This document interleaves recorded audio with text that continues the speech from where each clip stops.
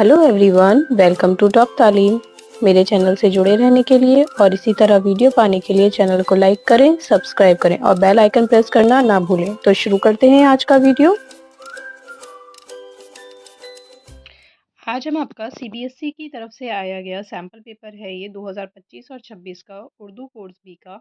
इसको सॉल्व करेंगे और ये आपका आने वाले जो सीबीएसई के आपके बोर्ड एग्ज़ाम होने वाला है उसमें आपको काफ़ी मददगार साबित होगा, जिसमें आप देखेंगे कि किस तरह से आपके सवालात पूछे जाते हैं और कैसे इनके आप जवाबात लिख सकते हैं। और ये आपका 3 घंटे का होगा और 80 मार्क्स का है और इसके जो 20 हैं वो आपको इंटरनल मिलेंगे आपके स्कूल से। तो पहला इसमें सेक्शन ए है, ये आपका कि दरसी और गैर दरसी इक्तिसाब पर मबनी होता है। तो सवाल नंबर 1, मंदरजर झेल गैर दरसी इक्तिसाब को गौर से पढ़िए और उससे मुताल्लिक़ पूछे गए सवालात के सही जवाबात लिखिए। यानी कि गैर दरसी है, आपकी ये किताब से नहीं लिया गया है और ये 5 नंबर का सवाल है। हर एक सवाल इसमें एक एक नंबर का होगा। तो पहले इसको इक्तिसाब को गौर से पढ़ेंगे। अदबी दुनिया में जिस इंसान को प्रेमचंद के नाम से याद करती है, उस इंसान का असल नाम धनपत राय था। प्रेमचंद बनारस के पास लुम्मी गांव में 1880 में पैदा हुए। आपका बचपन बहुत परेशानियों से गुजरा। पहले माँ की वफात हो गई, फिर बाप ने दूसरी शादी कर ली, फिर बाप का इंतकाल भी जल्दी हो गया। घर का सारा बोझ उन पर पड़ गया। प्रेमचंद को आला तालीम हासिल करने का बड़ा शौक था। इंटर में कई बार फेल हो गए मगर हिम्मत नहीं हारी। बहरहाल बीए पास कर लिया। आपकी ज़िंदगी गरीबी में गुजरी, इसलिए आप गरीब तबके से हमदर्दी रखते थे। आपको बचपन से कहानी लिखने का बहुत शौक था। 1906 में आपने कहानियों का पहला मजमुआ सोज़े सोज व वतन शय हुआ। अंग्रेजों ने इन पर बगावत का इल्जाम लगा दिया और सोज व वतन पर पाबंदी लगा दी। कुछ दिन बाद बीमार रहने लगे लेकिन लिखना जारी रखा। गोदान नॉवेल लिखा और मशहूर नॉवेल निगार बन गए। ये आपका इक्तिसाब प्रेमचंद की जिंदगी के ऊपर मबनी है। अब देखते हैं इससे मुतालिक सवालात। पहला सवाल, प्रेमचंद का असल नाम क्या था? तो सराय रघुपत, धनपत राय, चकबस्त, दयाशंकर। तो आपने ऊपर ही पहली लाइन में यहाँ पर देखा कि प्रेमचंद का असल नाम धनपत राय था। तो यहाँ पर हम क्या करेंगे? ऑप्शन बी इसका सही हो जाएगा, धनपत राय। सवाल नंबर 2, प्रेमचंद किस शहर में पैदा हुए? गोरखपुर, इलाहाबाद, बनारस या लखनऊ? तो यहाँ पर देखिए, आपको यहाँ लुम्मी, प्रेमचंद बनारस के लुम्मी गांव में पैदा हुए। तो यहाँ पर जो शहर है वो कौन सा है? बनारस। और गांव उनका लुम्मी था। प्रेमचंद कब पैदा हुए? तो ये भी आपको यही लाइन में मिल जाएगा, दूसरी लाइन में 1880 में पैदा हुए। तो ऑप्शन ए इसका सही होगा। सवाल नंबर 4, प्रेमचंद किस दर्जा में कई बार फेल हुए थे? तो इंटर में फेल हुए थे, अभी आपने पढ़ा। तो inter, high school, BA, MA. तो ऑप्शन ए इसका सही हो जाएगा, इंटर। सोज व वतन क्या है? शायरी है, नॉवेल है, ड्रामा है या कहानियों का मजमुआ है? तो इसको यहाँ पर देखिए, तो यहाँ पर आपको मिलेगा 1906 में आपने कहानियों का पहला मजमुआ सोज व वतन शय हुआ। तो ये क्या है? कहानियों का मजमुआ है। तो यहाँ पर आपका ऑप्शन डी इसका सही हो जाएगा, कहानियों का मजमुआ। अब यहाँ पर बेटा आप देख रहे हैं, यहाँ पर या दिया गया। इस या का मतलब है और, जो आप इंग्लिश वगैरह में सब जगह देखते हैं। और यानी कि आप ऊपर वाला करेंगे या ये नीचे वाला करेंगे, जो आपको सबसे अच्छा, सबसे आसान आए उसको आप करिए। जो आपको 15 मिनट पढ़ने के लिए मिलते हैं, उसमें आप जो आपका पेपर है उसको अच्छे से पढ़ेंगे।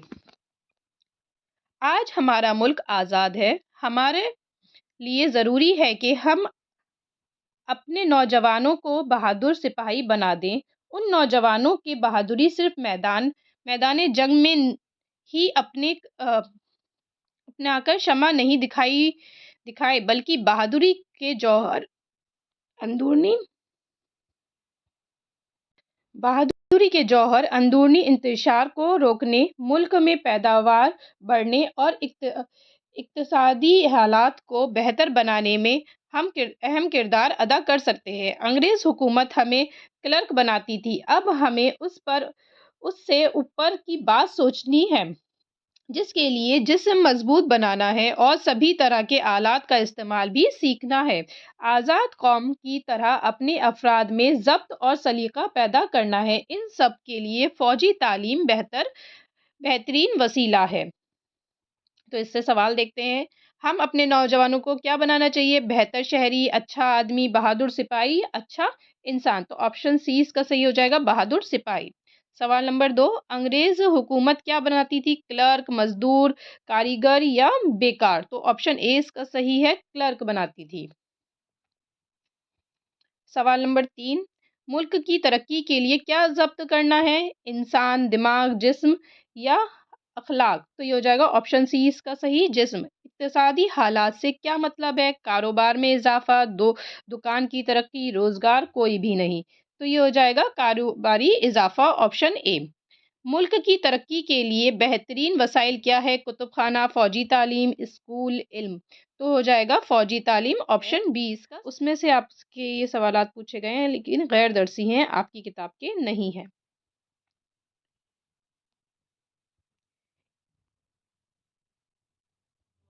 यहाँ आदमी जान को वारे है आदमी, और आदमी ही तगई से मारे है आदमी। पगड़ी भी आदमी को उतारे है आदमी, चला के आदमी को पुकारे भी है आदमी। चिल्ला के आदमी को पुकारे है आदमी, और सुन के दौड़ता है, सो है वो भी आदमी। चलता है आदमी ही मुसाफिर होले के माल, और आदमी ही मारे है फांसी गले में डाल। या आदमी ही सईद है और आदमी ही जाल, सच्चा भी आदमी ही निकलता है मरे लाल, मेरे लाल। और झूठ का भराव है, सो वो भी आदमी। या आदमी पे जान को वारे है आदमी, और आदमी ही तगे से मारे है आदमी। पगड़ी भी आदमी को उतारे है आदमी, चिल्ला के आदमी को पुकारे है आदमी। और सुन के दौड़ता है, सो वो भी आदमी। चिल्लाता आदमी ही, चलता है आदमी ही मुसाफिर होले के माल, और आदमी ही मारे है फांसी गले में डाल। या आदमी ही सईद है और आदमी ही जाल, सच्चा भी आदमी ही निकलता है मेरे लाल। और झूठा का भरा है वो भी आदमी। तो यानी कि ये आदमी के ऊपर आपकी नज़्म है कि आदमी किस तरह का होता है। तो अब इससे मुतालिक सवालात पूछे गए हैं। आदमी आदमी को किस से मारे है? भला से, तलवार से, तगी से या बंदूक से? तो तगी से मारे हैं, ऑप्शन सी इसका सही जवाब है। पगड़ी उतारने से क्या मतलब है? बेइज्जत करना, मारना, भगा देना या पुकारना? तो बेइज्जत करना। पगड़ी उतारने का मतलब होता है बेटा बेइज्जत करना, ऑप्शन ए इसका सही जवाब है। मुसाफिर क्या लेकर चला है? रुपया, पैसा, माल या सोना? तो माल लेकर चलता है, ऑप्शन सी इसका सही हो जाएगा। शहीद से क्या मतलब है? कैदी, आज़ादी, बेरोजगारी या रोकना? तो कैदी, ऑप्शन ए इसका सही जवाब है। इस नज्म के टुकड़े में किसकी खूबी और खामी बयान की गई है? तो किसकी खूबी और खामी बयान की गई है? आदमी की। तो ऑप्शन ए इसका सही जवाब हो जाएगा। अब इसमें यहाँ पर भी आपको ऑप्शन मिल जाएगा या का, दोनों में से आप जो करना चाहें वो कर सकते हैं। गौतम ने आबरूदी से माबूद कहने को सरमदन ने इस जमीन पर सदक़े क्या वतन को। अकबर ने जामे लुत्फ बख्शा इस चमन को, सींचा लहू से अपने राना ने इस चमन को। सब शोर बेर अपने इस खाक में नहा हैं, टूटे हुए खंडर हैं या उनकी हटरियां हैं। दीवार व दर से अब तक उनका असर यहाँ है, अपनी रगों में अब तक उनका लहू रवां है। अब तक असर भी डूबी ना कूस की फगा है, फरोस गोश अब तक कैफियत अज़ा है। कश्मीर से यहाँ है जन्नत का रंग अब तक, शौकत से बे रहा है दयारे गगन अब तक। तो सवाल देखेंगे, सरमद ने सदक़े किस पर किया है? सदका किस पर किया है? तो ऑप्शन सी इसका सही है, वतन पर। जामे उल्फत किसने बख्शा है? अकबर ने, राणा ने, गौतम ने या बाबर ने? तो इसको अकबर ने, ऑप्शन ए इसका सही जवाब है। राणा ने इस चमन को किससे सींचा है? आबरू से, लहू से, दौलत माल से या सोने चांदी चांदी से? तो लहू से, ऑप्शन बी इसका सही जवाब है। अगला सवाल है, शौकत से कौन सी नदी बह रही है? तो गंगा बह रही है। कौन सी बह रही है? गंगा, ऑप्शन सी इसका सही है। अब तक कश्मीर से क्या आया है? जन्नत का रंग, बरदा की आवाज, खूबसूरती या फलमेवा? तो जन्नत का रंग, ऑप्शन ए इसका सही है। अब आते हैं सवाल नंबर 3 की तरफ। ये आपका दरसी इक्तिसाब है, नसरी, यानी कि आपकी किताब का है। हिंदुस्तान एक लंबा चौड़ा मुल्क मुल्क तो है ही। किसी हिस्से में कोई प्राकृत बोली जाती थी, किसी में कोई। अब जो बुद्ध मत का मुकाबला करने के लिए साधु संत पैदा हुए, तो उन्होंने भी आम लोगों पर अपना असर डालने के लिए प्राकृत ही में गीत और भजन लिखे और धर्म कर्म की बातें कहीं। इस वक्त दूसरी प्राकृत या जबानों का जिक्र करने की जरूरत नहीं। आखिर भारत में जो प्राकृत बोली जाती थी, हमें उसी से काम है। इस प्राकृत को शोर सैनी कहते हैं। इसी की पेट से भाषाएं पैदा हुई, जिनको हिंदुस्तानी, हिंदी और उर्दू कहते हैं। ये आपकी जो हमारा वतन वो क्या नाम है,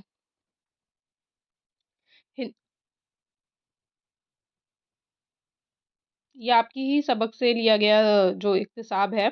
तो इसको देखेंगे, हिंदुस्तान कैसा मुल्क है? वसी, बड़ा, लंबा चौड़ा या उमदा? तो ऑप्शन सी इसका हो जाएगा, लंबा चौड़ा।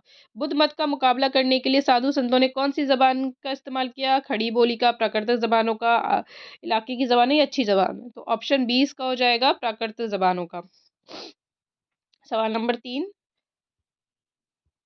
प्राकृतों में गीत और भजन की बातें किसने कही? साधु संतों ने, बुद्ध मत ने, अवाम ने या इलाकों के लोगों ने?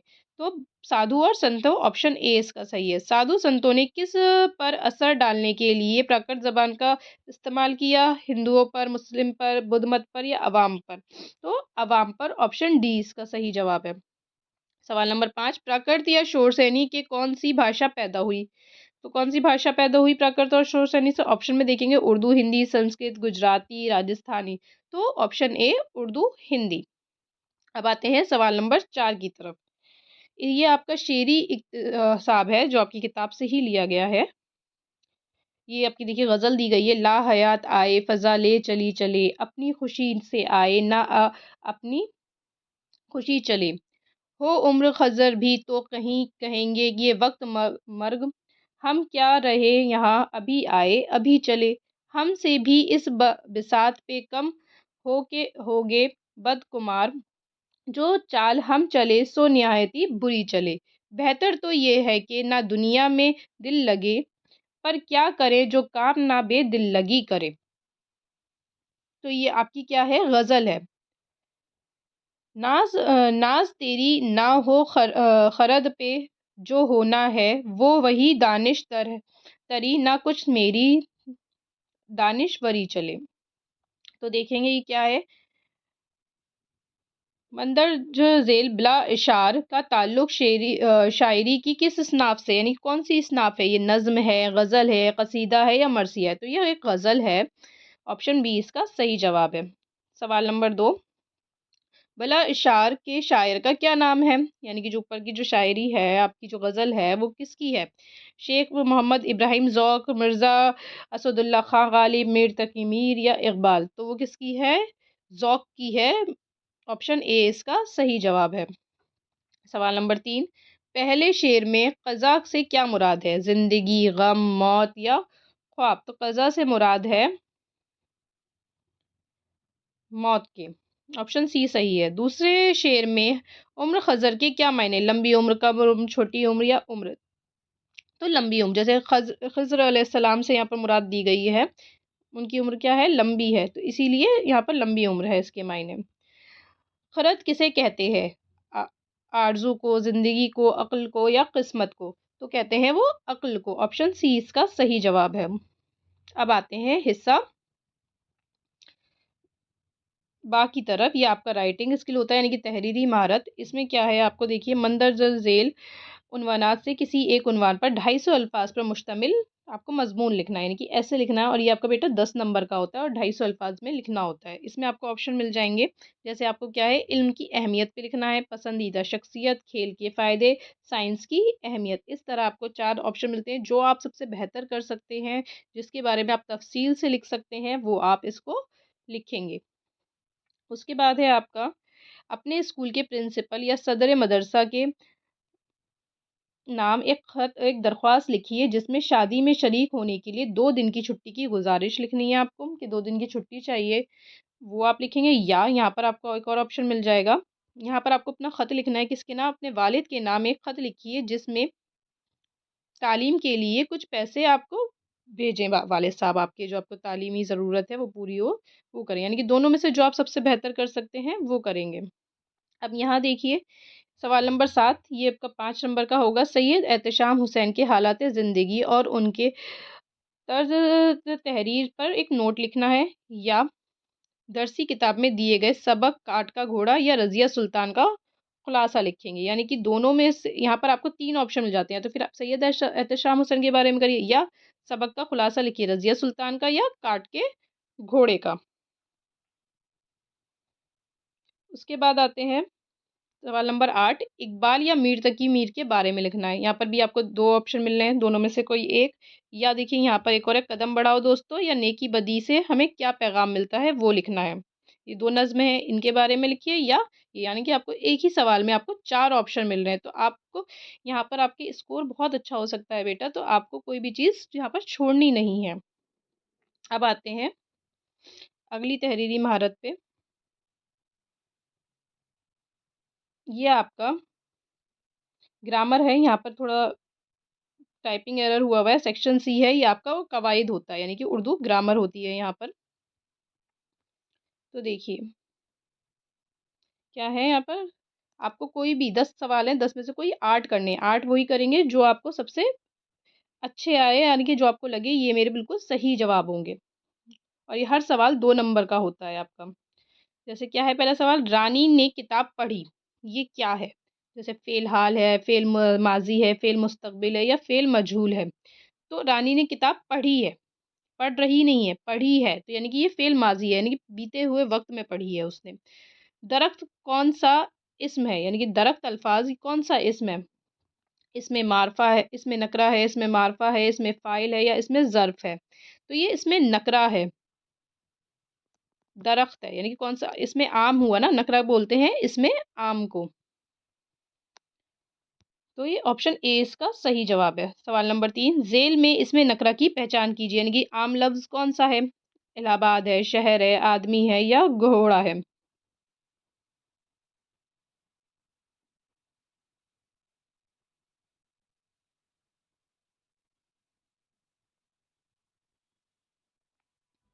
तो इसमें नकरा यहाँ पर क्या हो जाएगा? शहर हो जाएगा। ऑप्शन बी इसका सही है। फिर आते हैं अगले सवाल की तरफ। ज़ेल में इसमें लायके की पहचान कीजिए। इसमें लायका यानी कि जो लायके वाला लफ्ज़ है, जैसे बरआमद, लायका जो पीछे लग के बनता है, बासलाहियत, लामकान, या ज़रूरतमंद। तो देखिए ये सारे ला हो गया, बा हो गया, बर हो गया, ये पहले लगे हैं, लेकिन मंद क्या है, बाद में लगा है। तो ज़रूरतमंद ये क्या हो जाएगा, सही हो जाएगा इसका जवाब। उसके बाद है ज़ेल में इसमें लायके की निशानदेही कीजिए। इसमें भी लायका आपको बताना है।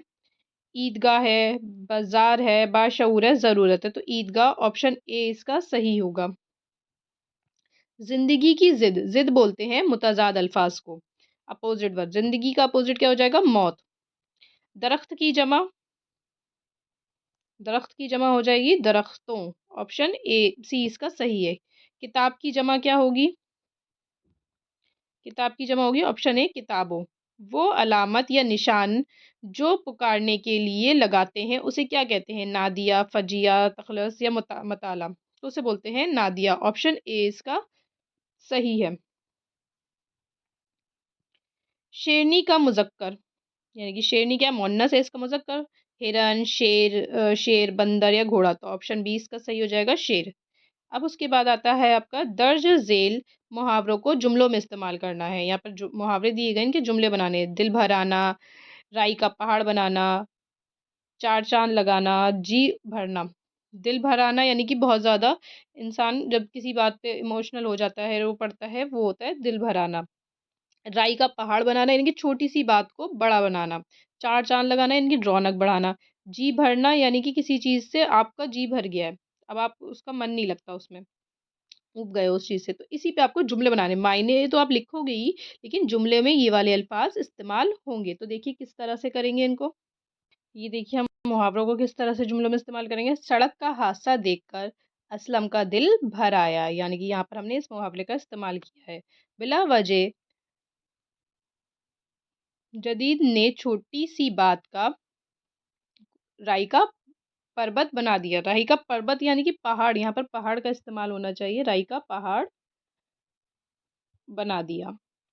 उसके बाद आता है मेरी शादी की तकरीब में पुराने दोस्त की शिरकत ने चार चांद लगा दिया, यानी कि मेरा दोस्त आया, उसने और रौनक बढ़ा दी। चौथा क्या था हमारा? जी भराना। अस्पताल दोस्त की हालत देखकर, अस्पताल में, यहाँ पर आएगा में, अस्पताल में दोस्त की हालत देखकर मेरा जी भर आया। इस तरह से आप जुमले कोई भी बना सकते हैं, लेकिन इस्तेमाल आप मुहावरों का उसमें करेंगे, ना कि उनके मायनों का इस्तेमाल करेंगे। वो मुहावरा उसके अंदर इस्तेमाल होना चाहिए।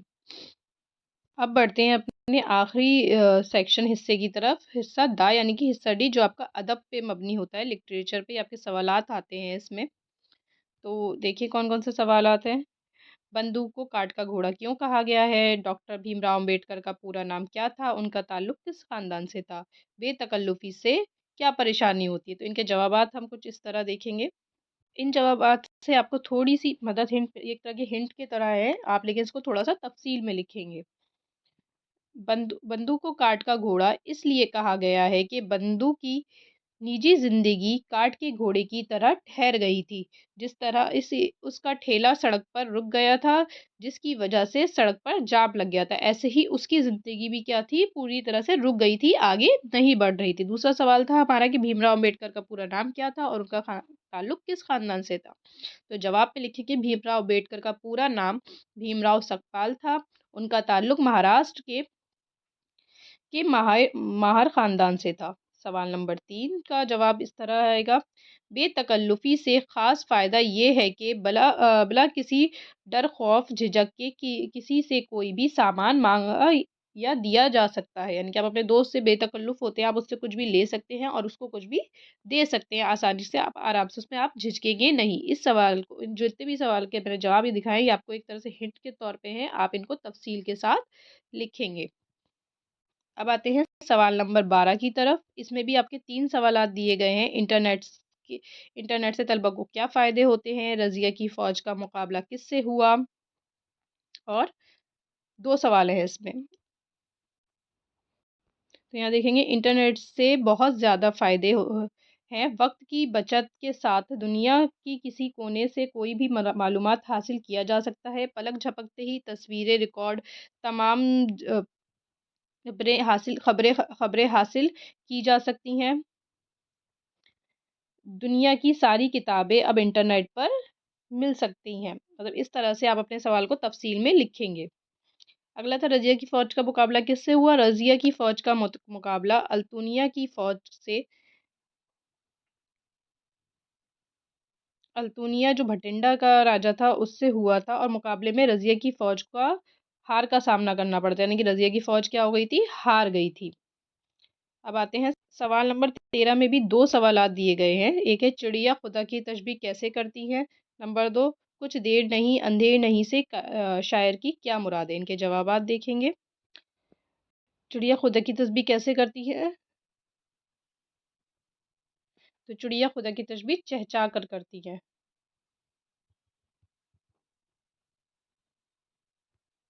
चहचाकर करती हैं। कुछ देर नहीं अंधेर नहीं से क्या मुराद है? कुछ देर नहीं अंधेर नहीं से क्या मुराद है का मतलब है कि क्या उसका मतलब निकलते हैं, क्या मायने निकलते हैं। तो इसका ये मतलब है कि कुछ भी वक्त हो जाए तो हर काम में देर नहीं होती है। उसका इंसाफ आपको, उसका नतीजा यहाँ पर मिल के रहता है। चाहे वो अभी हो या थोड़ी दिनों बाद हो, इंसाफ आपको यहाँ मिल के रहेगा। सवाल नंबर 14, इसमें आपके 3 सवाल हैं, ये 1-1 नंबर के हैं। नेकी और बदी के शायर का नाम बताइए। इकबाल को कौन-सी नज़्म आपके निसाब में शामिल है? कदम बढ़ाओ दोस्तों किसकी नज़्म है? तो यहाँ पर आपको शायरों के नाम लिखने हैं और नज़्म के। जवाब इस तरह होंगे, नेकी और बदी के शायर का नाम नज़ीर अकबर आबादी है। इकबाल की नज़्म कौन-सी दी गई है आपके इसमें निसाब में? पहाड़ और गिलहरी दी गई है। कदम बढ़ाओ दोस्तों के शायर बशर बसर नवाज़ हैं। तो इस तरह से आप इन जवाबात को कर लेंगे। ये आपका सैंपल पेपर था, इससे आपको काफ़ी हेल्प मिलेगी। आप लोग अपनी जो किताब है उसमें से आप सारे सबकों को अच्छी तरह से पढ़िए, जो भी आपको पूछे जाए आप, ताकि आप आसानी से इसके जवाब दे सकें। और आपको कोई भी इससे मुतालिक आपको कोई भी डाउट है, आप मुझसे कमेंट में राब्ता कर सकते हैं। Thank you.